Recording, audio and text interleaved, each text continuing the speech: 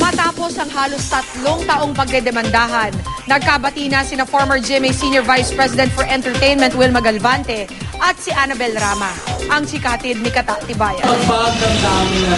Star-studded ang 60th birthday celebration ng dating GMA Senior Vice President for Entertainment na si Wilma Galvante na ginanap kagabi sa Quezon City.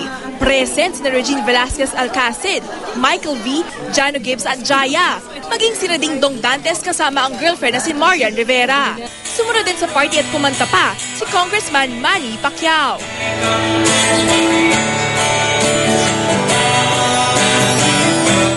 Dumalo ang GMA Films President Annette Gozon Abrogar, 24 Oras anchors Mel Diango at Mike Enriquez. Pero inabangan ng lahat ang pagdating na kaalitan ni Wilma noon na si Annabel Rama. Pagdating ni Annabel, tinabihan agad dito si Wilma at nag-usap kung ano man daw ang hidwaan nila noon. Para kay Annabel, binaon na niya ito sa limot. Na-text kita dahil nagpasalamat ako. Kung hindi dahil sa iyo, walang Raymond sa showbiz. One of these days, I'll invite you to my house, para house, for dinner. I am glad that Annabel is here tonight to greet me and to make peace.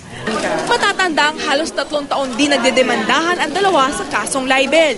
Masaya naman ang Regal Matriarch na si Lily Monteverde na naging tulay sa pagbabati ng dalawa. It enlightens me because I've been praying for that na sana makabati na sila. Pareho po talaga sa super close unit pa.